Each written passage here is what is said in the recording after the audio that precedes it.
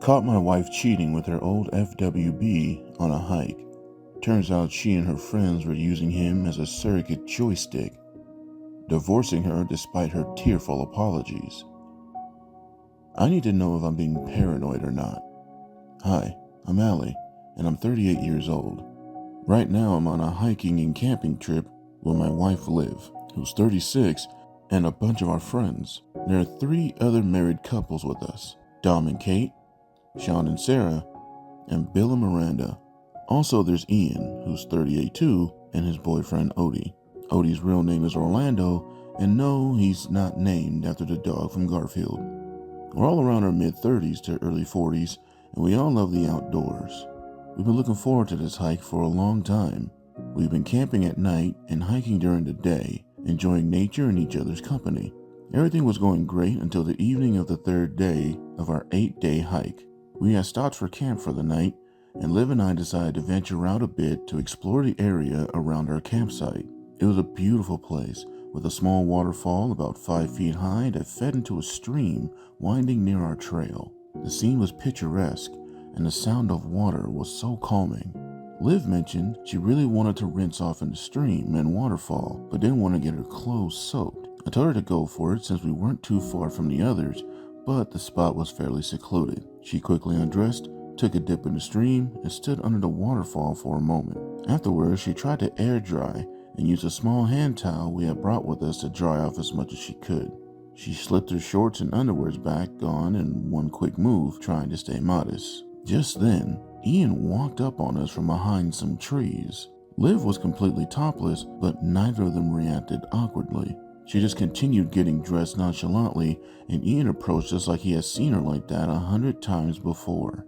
He told us something that Dom wanted us to know, but I can't even remember what it was at this point because of how shocked I was. Liv and Ian made some small talk, and then we all headed back to the camp together. It's now day 5 of our hike. Our trail has brought us to a small town with a local inn that caters to hikers. We had planned to spend a night here to rest and restock some supplies. The inn is cozy and it feels good to have a break from camping, but I've been dwelling on what happened by the waterfall for the past 2 days. It's been eating at me, and I can't shake off the uneasy feeling. I'm trying my best to hide my feelings, but Liv noticed I was quiet yesterday. When she asked me what was wrong, I just told her I was tired. But the truth is, I can't stop thinking about something might have happened between her and Ian before. Normally I wouldn't be so suspicious, but I know Ian isn't gay. I've known him for about 8 years now, and I consider him a friend. Aside from me and Odie, the other husbands are outsiders in this group. The 4 wives and Ian have been friends since college, and they share a long history. I asked Liv in the past if she ever dated Ian, and she always said no. I also asked if Ian had ever been a couple with any of the other women in the group, and she said no to that too. But the way Liv and Ian interacted at the waterfall seems so familiar, especially with her being topless. Normally Liv is pretty reserved about her body, so her not reacting at all to Ian's approach seems strange. I have no solid reason to think something is wrong, but I'm starting to wonder if there's more to their past than just being friends. Am I being paranoid? Is this a red flag? I'm really trying not to jump to conclusions, but it's hard to shake off this feeling. Our hiking group is close-knit, and we've all known each other for years. Dom and Kate have been married for over a decade, and they're like the glue that holds our group together. Sean and Sarah are high school sweethearts who got married right after college. Bill and Miranda met at work and have been together for about 8 years now. Ian and Odie, though a relatively new couple, fit right in with our group. The wives and Ian go way back to their college days, and they've always been very tight-knit. Our hikes were filled with laughter, shared stories, and a sense of camaraderie that makes these trips special. We've all been looking forward to this hike for months. We've planned out every detail, from the trials we would take to the places we would camp. The hike is challenging but rewarding, and being surrounded by nature has been a great way to escape our daily routines. However, the incident at the waterfall has cast a shadow over the trip for me. Ian's approach while Liv was topless felt too comfortable, too familiar. Liv is usually very private about her body, even around me. We've been married for years, and she's always been a bit shy. Seeing her act so nonchalantly in front of Ian was out of character for her. I've been trying to keep my worries to myself because I don't want to ruin the trip for everyone, but it's been hard to focus on anything else. I keep replaying the scene in my head, wondering if there's something I'm missing. I don't want to come across as paranoid or jealous, but I can't ignore the nagging feeling that something isn't right. The other day, while we were all resting after a long hike, I tried to observe how Liv and Ian interacted with each other. They seemed normal, like how friends would act, but every now and then I would catch a glimpse of a look or a gesture that made me question their relationship. Am I reading too much into things? Is my mind playing tricks on me because of what I saw at the waterfall? I've also been thinking about the times we've all hung out together before this trip. Have there been other moments where Liv and Ian seemed a bit too close? I can't recall anything specific, but now I'm second guessing everything. It's frustrating because I want to trust my wife, and I want to believe that there's nothing going on. But the doubt is there, and it's hard to ignore. Today, while we were at the inn, I had some time alone to think. I went over every detail of the past few days, trying to find some clarity. I remember how Ian and Liv were laughing at each other's jokes, and how Ian seemed to know things about her that only close friends would. But then again, they've known each other for years, so it makes sense that they would be comfortable with each other. I thought about talking to Dom or Sean about my worries, but I don't want to cause any drama or make things awkward. They might think I'm overreacting or that I'm being unreasonable. Plus, if there's nothing going on, I don't want to create unnecessary tension within the group. As we're getting ready for bed tonight, I'm still wrestling with my thoughts. Liv seems happy and relaxed, completely unaware of the storm brewing in my mind. She's chatting with Miranda and Kate about plans for tomorrow's hike, and I can't help but feel a pang of guilt for doubting her. I know I need to talk to Liv about how I'm feeling, but I'm not sure how to bring it up without sounding accusatory or paranoid. I don't want to hurt her or make her feel like I don't trust her, but at the same time, I can't keep these feelings bottled up inside. It's starting to affect how I interact with her and the rest of the group. Maybe I'm just being paranoid. Maybe the whole thing at the waterfall was just a weird coincidence and there's nothing more to it. But until I get some answers, I don't think I'll be able to shake off this feeling. I just want to know the truth, whatever it may be, so I can find some peace of mind. As I lay here in the quiet of the inn, I realize that I need to have an honest conversation with Liv. I need to tell her how I'm feeling and ask her to help me understand what happened. I owe it to myself and to our marriage to be open and honest, even if it's difficult. I just hope she understands that we can work through this together. Update 1. It's very early here in the morning of day 6, so I'm here to give you all an update. I talked to my wife about what happened at the waterfall. I wanted to do it while we still had some privacy before we got on the trail again, and I'm glad I did. I started off as non-confrontational as I could, just stating that it seemed a little weird that she wasn't alarmed by his presence, even though she was topless as she responded any other way. I probably would have dropped it, but she got very defensive immediately. Is that why you've been moody? It's not a big deal. Everyone has seen tits before, even Ian. You need to grow up. This was really alarming to me. She doesn't normally react aggressively unless she feels guilty about something. I pressed further, and she got more reactionary and defensive. She was trying to deflect and downplay every question I had with a little minor gaslighting in there. I had my fill of this and told her either let me know what's going on or I'm going to confront him. And you know he won't lie. This is where Liv admitted that her and Ian had a past sexual relationship. I grew angry and asked why she lied to me when I asked in the past. She said she didn't lie. They never dated. It was just a FWB situation right before we went official. Went official? I asked her in a very surprised and triggered tone. So you were effing it when we first started dating. She snapped back at me. You don't have to be so vulgar. I don't want to talk about this right now. Can't we have this conversation when the trip is over? I fired back. Absolutely not. Either you tell me everything now, or I'm going to start interrogating your friends. I think she can see the sincerity in my threats. And she just let the whole truth flow out. The first part I knew, she had a series of unfortunate relationship and dating experiences. Liv had attributed a lot of this to not getting to know the person before jumping into bed with them. When we started to date, she asked if we could take things slow. I had agreed because I too was looking for the special someone, and in this case, I was very interested in Liv. She did say when we first started dating that I was free to date others until we decided to be official. I told her I would not be doing that.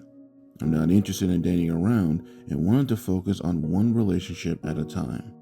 She told me then that made her really happy. She then went on to reveal things about her and her friends group that will shake everything up if they came to light. Apparently Liv, Kate, Miranda, and Sarah all had familiar FWB situations with Ian while dating their current husbands. So shortly after college, Kate, who was married to Dom, was fed up with dating. She kept picking the wrong guys and decided to become FWBs with Ian as she was dating Dom. She decided to take things slow and really get to know each other before making things physical. Kate only said this was possible to do this because she was still sleeping with Ian. She was satisfying her physical needs, which allowed her to focus on the emotional side with Dom. Ian was good with this arrangement and let her know this was just about finding her special someone. They would talk about Dom and sleep together. Once Kate felt she had really met the one, they ended the FWB and she began her physical relationship with Dom, and they ultimately did marry. Kate told all the women about this, and over the years, each of them have used Ian as their surrogate dick while searching for the one. I am just the most recent in this whole thing, and I asked my wife to explain the details of her parts. The other women's marriages are their own, but how did this play out for her? She told me after her previous boyfriend turned out to have way too many narcissistic traits, she had enough and really wanted to meet a good guy. I guess that was me. She talked to Ian about helping the way he had with the other three. He said it would help for sure, and that this whole thing was about finding a life partner. I believe in sincerity in all of this. He's a free spirit kind of person, and I've had deep conversations with the kind of people who will help anyone with anything. We play golf together. He's been in my life since I started dating Liv. I didn't realize how involved, obviously. Basically, he would provide an ear to listen, give advice, talk through her feelings and efforts so she can handle holding out until she felt we'd gotten to know each other. And then fuck her. I literally felt like throwing up. I felt like our relationship was a whole lie. Despite this, I kept the pain chopping going. I asked her when she stopped. She said when we went official. I told her I felt like we were official when we agreed to date. So when was this for her? She said we were dating. That doesn't make two people officially a couple. The night I asked you to commit to me and we had sex for the first time, Ian and I have been nothing but 100% platonic friends since that night. I pointed out that was 7 months into dating. You were effing him for 7 months, the whole 7 months. She got quiet, and I knew the answer. I said, so let me get this straight. I would pick you up for a date. We would go out and have a wonderful time, hold hands, cuddle, kiss, make out. Then I'd drop you off, and you meet up with Ian, and then fuck, and talk about how great of a guy I am. She spit back, don't make it sound so dirty. I was appalled. I wanted to run. I walked myself to the middle of fucking nowhere and have no way back other than to keep walking forward. In hindsight and wishing I had just done that. Instead, I decided to press on for more details. I asked her, when you say you slept together, you mean you used them just to get yourself off? Or you mean you did all the positions, foreplay, and kiki things and such that we do? She got really quiet. I calmly said, you need to answer my questions. I need to know, and I'm going to find out whether it's from you or one of them. And with that, I pointed in the direction of the door that leads to the others' rooms.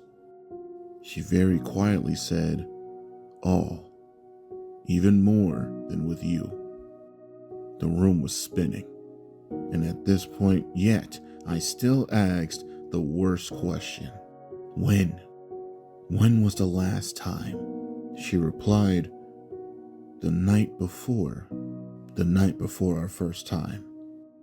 I have never wanted to get away from someone more in that moment, when I just sat there and sulked.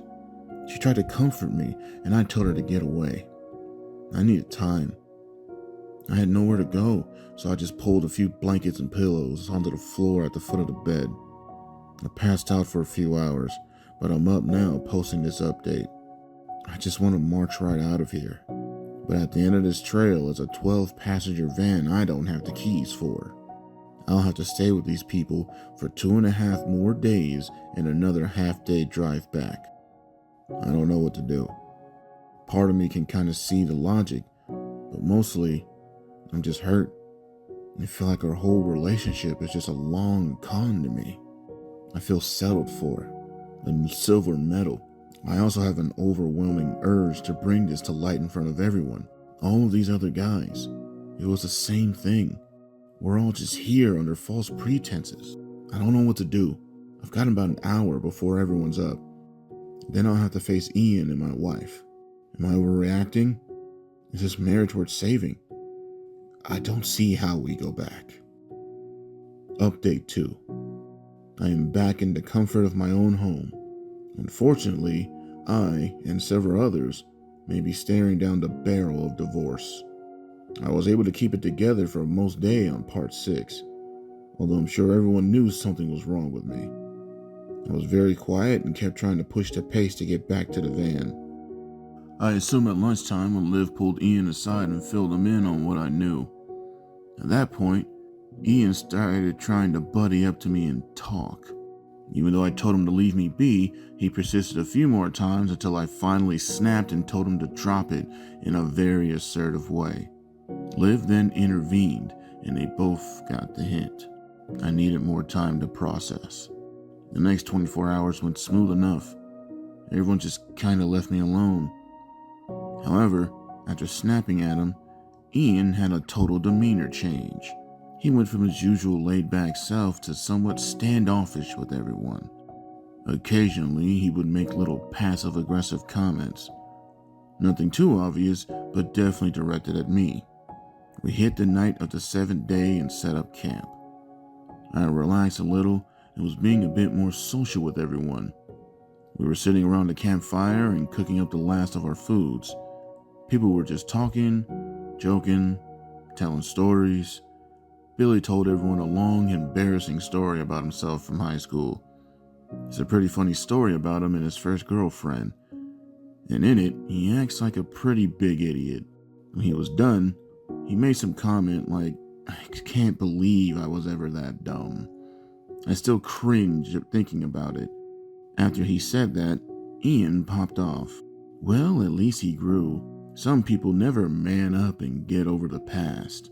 He then looked right at me with the most condescending look. In that moment, I had an out-of-body experience. I only saw red. The filter was gone. Reason was gone. It was on. You know, Ian, you're right. Sometimes we just gotta man up and face the past head on. At this point, Liv tried interrupting, but I completely ignored her. How about we address the fact that he used to fuck all of our wives while we were dating? Even the insects got quiet when I said that. Oh, fellas, did you not know either? Yeah, while they were holding out on us to build a connection, I totally air quoted, our future wives were using old Ian here as their human dildo. Dom and Billy looked confused and angry. Sean had a look on his face like he just walked in on his grandmother yapping. Just total train wreck shock. I wasn't done though. I turned to Dom. It was Kate that pioneered this amazing plan. She figured out the key to building a lasting relationship was to take things slow, get to know each other before jumping into bed. All you need to handle the urges is a bestie willing to blow your back out when you come home from your dates. All hot and bothered. Dom jumped in at this point. You? How did you know about this? Oh, I just found out 2 days ago when I took Liv out for shots. That wasn't going to be the only thing she was swallowing that night. At this point, Liv lost it and she started screaming at me.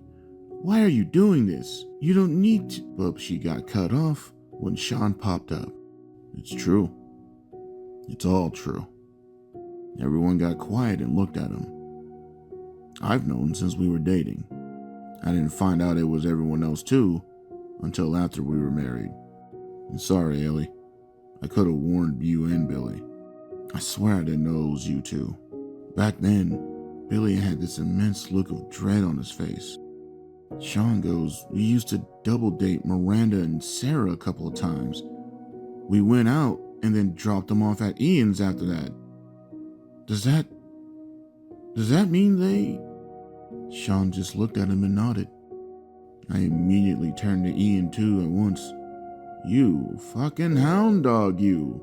And then I howled like a wolf, which in hindsight is really embarrassing. But at that time, I thought it was hilarious. Arguments were breaking out between the couples all over when an audible gasp and whimper drew everyone's attention.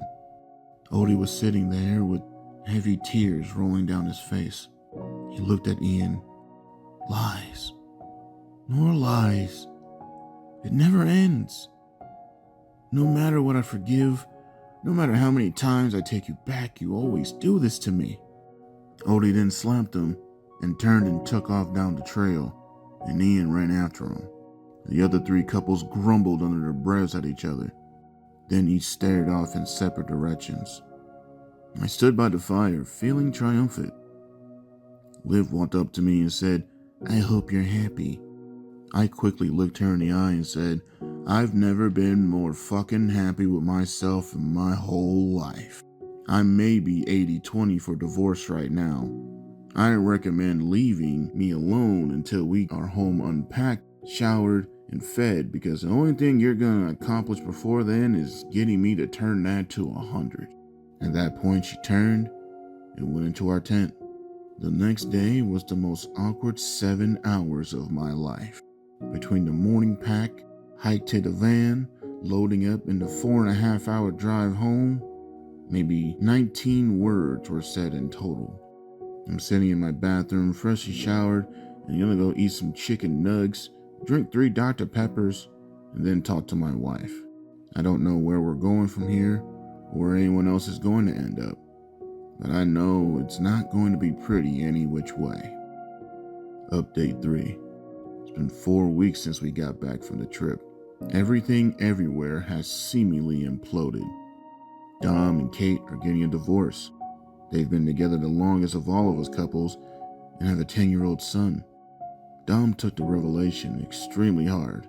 On top of them being together the longest, he had the longest courting period at 9 months, which means Ian was with his wife for 9 months. It's been a hard pill for him to swallow because he recalls they didn't really take the time to being intimate until he started to question whether he wanted to stay in the relationship. Now that he knows the truth, no matter what Kate tells him, he will always believe the time was so long because she didn't want to stop being with Ian. I sat down with Sean and we had a few beers one night. We've been pretty good friends over the years, even if we only met through our wives. Sean said Sarah had been upfront with him when they started dating. She said she wanted to wait at least 3 months before having sex, but also told him she would still be meeting with her friends with benefits. Sean really liked her, but also informed her that he was only casually dating until he knew. And Sarah said she was fine with that as well. So unlike the rest of us dolts, Sean was also getting his during this time. Granted, he was the only one of us. Gifted, transparent choice. 2 weeks before the 3 months was up, and after a few double dates with Billy and Miranda, Sean realized he was falling for Sarah and said he wanted her exclusively. She scrapped the 3-month minimum, and they were intimate the first time that very night and have never looked back. Both made each other completely aware of the other's exploits during this period immediately. The honesty seems to have gone a long way. As Sean told me, they did have a small fight, but it was only because Sarah thought they should have excused themselves from the whole campfire fiasco instead of chiming in at all. All in all, they're doing well as a couple, thanks to Sean. I also have an update on Billy and Miranda. They're in the early stages of a reconciliation. Billy is obviously unjustly having a difficult time. He feels that she cheated and is using semantics to justify it. They dated 6 months before going official. They have 3 kids under the age of 7, so they both feel like they have to try and make it work for the kids. Billy's biggest struggle is distinctively remembered dropping off Miranda and Sarah at Ian's on 2 separate occasions. Knowing she went out with him while having a threesome planned has him a shell of his former self. Apparently Miranda has tried to tell him that only one of those times did they do anything, and it wasn't really anything intimate, and it wasn't a threesome. It was more like a reverse train. Again, semantics to justify. Sean tells me that Miranda is telling the truth as Sarah was the other party in this and confirmed it wasn't a real 3-way. But honestly, does it really matter? Ian reached out to me to apologize. I told him to go fuck himself and then blocked him. Odie reached out as well. I guess my revelation was the last straw. We actually conversed quite a bit over the course of a week, even though we were only really friendly acquaintances before. Turns out Ian and Odie have been on again, off again for over 15 years. While Ian portrays his laid-back, selfless image everywhere he goes, Odie knows him to be extremely self-centered and manipulative. He often breaks up with Odie for short periods of time or says they're on a break so he can do what he wants because he's not a cheater, only to come crawling back once he's had his fun thinking back. Odie realizes that at least 2 of these breaks are coincidental with these dating setups. However, Odie feels the worst for tolerating it for so long and allowing Ian a chance after chance after chance. He says that this was it. He's moving back to Santa Barbara and leaving Ian and the cold-ass Midwest behind for good. As for me and Liv, we had the longest conversation despite being exhausted upon returning from the hike. I told her up front I wasn't interested in arguing or debating or anything like that. And I told her to tell me everything you want to tell me. I won't interrupt, and I won't ask questions until you're done. Then I want the exact same courtesy. She agreed, and it was all used to apologize and justify what she did. She would admit it was wrong to do, then give a reason why it was okay, or point to a positive outcome. She did express that she was very hurt and upset how I went off at the campsite, but did acknowledge that Ian deserved just as much blame since he wouldn't stop poking the bear. When she was done, she asked if I had any questions for her, and I said no. Then I began. I told her our entire relationship is built on false pretenses. I acknowledged the logical part of my brain could see where she was coming from and why she tried the whole FWB thing. Your 3 best friends did this and all landed great husbands before you. But on some level, all 4 of you had to know it was wrong to start a relationship like this. I told her that it was extremely hurtful to know that she was sleeping with someone else, and I believe this slowed the natural progress of our relationship. And it has fundamentally changed my memories of our early life together.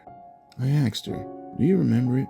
About 4.5 months into our relationship, we had that amazing day. We spent the whole day together. And ended with us back on my couch. We were kissing. Your shirt was off. I was rubbing you over your shorts. It was getting pretty hot, and you stopped. You apologized. Said you really, really wanted to, but you just wasn't quite ready. You wanted to be absolutely 100%. I said it was okay, and I gave you all the reassurance you need. You looked at me lovingly, gave me a passionate kiss before you left. I can only guess you left my place and went to Ian's. She sat there, tears rolling down her face. I said, am I right? She just nodded. I continued. I put that energy into you. You chose not to give it back to me, but to give it to someone else. I could maybe get over this if the thing with him had ended in the 1st or 2nd month when we were more casual, but we were spending a lot of time together after that. And you kept it up with him all the way until the day before? You liked having us both. You did whatever mental gymnastics you needed to justify it to yourself, I told her. This last part you may not even realize is actually the worst part of it all. To me, finding out you were more adventurous and excited with him, it's like a knife in my heart.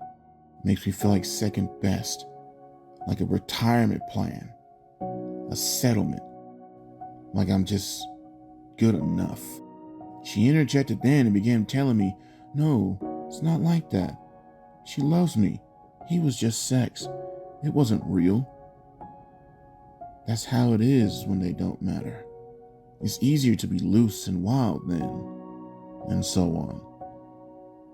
I waited for her to finish and just said, remember, we agreed. It was my turn to talk. Afterwards, I said, I understand that's your point of view. That's not my point of view. As your husband, I feel like it's my duty to give you the most and the best of my energy, my emotional energy, my physical energy, my mental energy, my sensual energy, and so on. I feel I've done that over these 8 years. I think you've given me your best in some areas, but I now know I haven't gotten your best in some also.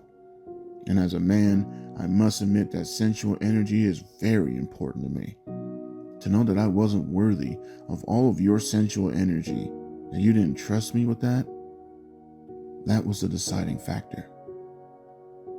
I do not think I can come back from this, and I intend to file for divorce. The scene got messy from there, and she began to cry heavy and beg, offer herself, plead with me to start over. I ended up removing myself from the situation.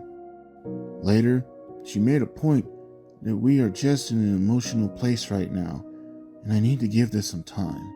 This did give me some pause. I agreed to her terms that we give it 3 weeks. Like I said, it's been 4 now. My feelings haven't changed. We met with a divorce lawyer who will represent us both. No kids involved, and we both want to drop the house. So it was a smooth initial meeting. She's been extremely depressed, and so have I. But this is for the best. Sometimes, things just don't work out. If you are still listening to this, I wanted to take the time to say thank you. This is the first time I've ever read a story like this, and I'm sure there have been some mistakes during this read. I apologize for those, and I'm grateful that you're still here. If you enjoyed this story, and you enjoy me reading these stories, please give the channel a like, drop some comments, and subscribe with the bell notifications so you can get updates on everything that I post, whether it's a voice story or a short. This video is a way of saying thank you for helping this channel get to 1,000 subscribers so quickly. And I know it took a bit longer to get this done than the usual videos that I post. If things go well, I'll make more of these as a way of saying thank you. And as always, stay safe and have a great day.